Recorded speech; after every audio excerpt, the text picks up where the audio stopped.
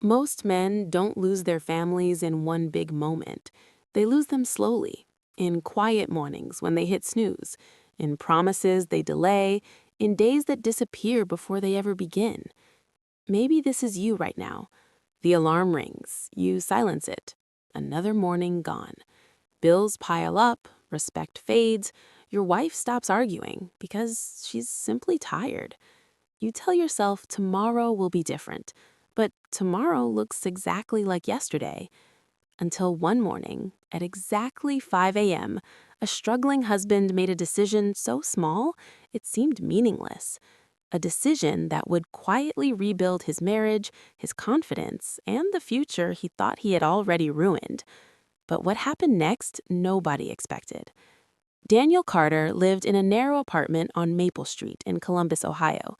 Third floor, thin walls, a broken hallway light that flickered every night.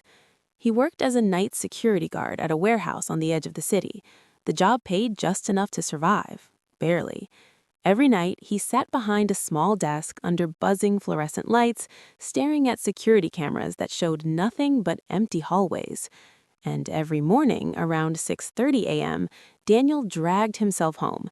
His shoes were worn thin, the left sole peeled slightly at the front. His phone had a cracked screen he never bothered fixing. Most mornings, he stopped at a gas station and bought a cold coffee and a cheap egg sandwich wrapped in wax paper. That was breakfast. At home, the apartment smelled faintly of laundry detergent and the spaghetti his wife Emily cooked the night before. Emily worked mornings at a small dental clinic. She used to wait up for him. Not anymore. Now, Daniel usually found a note on the kitchen counter. Dinner in the fridge. Don't forget rent is due Friday. No hearts, no smiley faces. Just reminders. Daniel loved Emily, but he carried a flaw that slowly poisoned everything around him. Pride. He hated asking for help. He hated admitting he felt stuck. And most of all, he hated the quiet thought that maybe he had already failed. One night during his shift, he scrolled through his phone. Old photos, a younger version of himself. A wedding day, Emily smiling, his arm around her. Back then, he promised something. I'll build a better life for us. 3 years later, that promise felt cracked, just like his phone screen. One rainy Tuesday morning, Daniel came home earlier than usual. The sky was gray. Cold wind rattled the windows. Emily was sitting at the kitchen table, not eating, just staring at a stack of bills. Her eyes looked tired. "Morning," Daniel said quietly. She didn't answer at first. Then she pushed one envelope toward him. "Electric bill," she said. Daniel opened it. The number made his stomach tighten. "We'll figure it out," he muttered. Emily exhaled slowly. "You always say that." Silence filled the room. Rain tapped against the window. Then she said something that hit harder than shouting. "I don't need perfect, Daniel. I just need to see you trying." Daniel frowned. "I am trying." Emily shook her head. "No, you're surviving." That word hung in the air. Surviving. Not building, not improving, just existing. She stood up and grabbed her coat. Before leaving, she said softly, "I miss the man who made promises." The door closed behind her. Daniel sat there for a long time, cold coffee in his hand, bills on the table, and a quiet realization he couldn't ignore anymore. Something had to change. Not next year, not someday, now. 2 nights later, Daniel was working his shift at the warehouse. Around 3:40 a.m., a delivery truck pulled in. The driver was an older man named Victor. Victor delivered supplies twice a week. Gray beard, calm voice, always arrived early. Daniel noticed something strange. Victor looked energetic, wide awake, at 3:40 in the morning. "Man," Daniel said, rubbing his eyes, "how are you this awake?" Victor chuckled. "I've already been up 3 hours." Daniel blinked. 3 hours? "Wake up at 5 every day." Daniel laughed. "For what?" Victor leaned against the desk. "You know the math." Daniel shrugged. Victor tapped the desk. "Wake up 2 hours earlier than everyone else. That's 730 hours a year." Daniel stared. Victor continued quietly. "That's 3 extra months of life." Daniel had never thought about time like that. 3 months, every year. Victor grabbed his clipboard. Most people say they don't have time to change their lives. He looked Daniel directly in the eyes. They just sleep through it. The truck doors slammed outside. Victor walked toward the exit, but before leaving, he said one more thing. 5 in the morning is quiet. That's when decisions get made. Daniel sat there long after Victor left. The security monitors glowed softly. Empty hallways, quiet building, and for the first time in years, Daniel wondered what his life might look like if he stopped waiting for better days and started creating them. The next morning, Daniel set an alarm for 5 a.m. It felt ridiculous. He already came home from work at 6:30, but something in Victor's words stuck with him.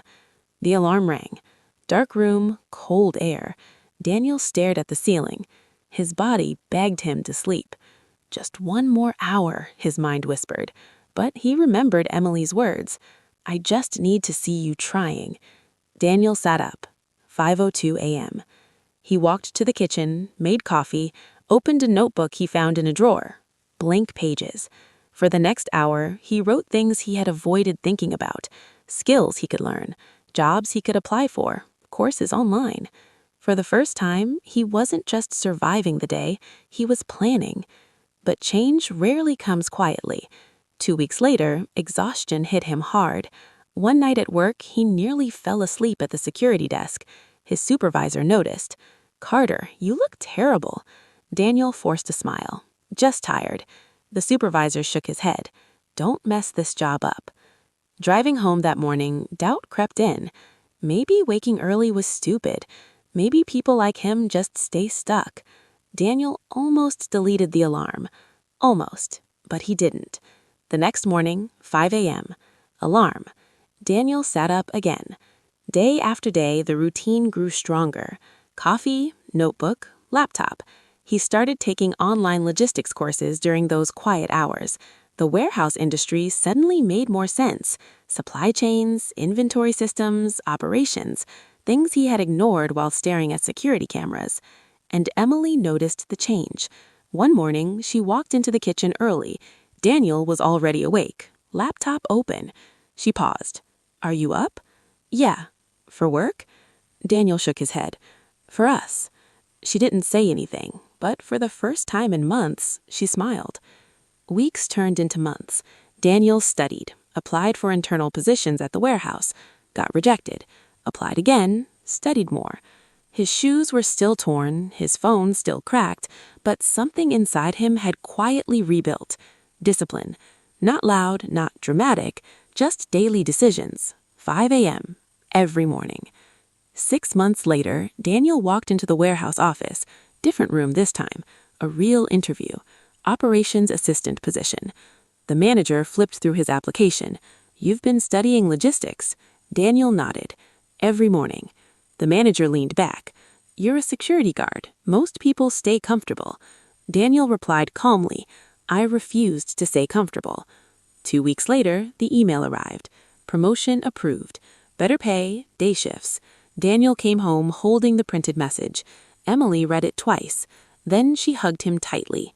Not because of the job, but because the man who made promises had finally returned. 1 year later, Daniel and Emily moved out of the Maple Street apartment. Small house, quiet neighborhood. Nothing fancy, but earned.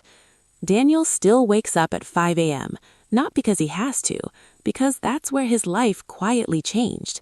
Most people think success comes from big, dramatic moves, but Daniel discovered something simpler. Your future often changes in the quiet hours nobody sees. 730 extra hours a year, 3 extra months of decisions, 3 extra months of growth. Tonight, do something small. Before you sleep, write down one habit you will start tomorrow morning, even if it's just 20 minutes earlier. Then protect that time, because one quiet decision can rebuild more than money. It can rebuild respect. It can rebuild trust. And sometimes, it can rebuild a family. So tell me in the comments, what is the one habit you keep starting but never finish? Because maybe, just maybe, this story was meant for you.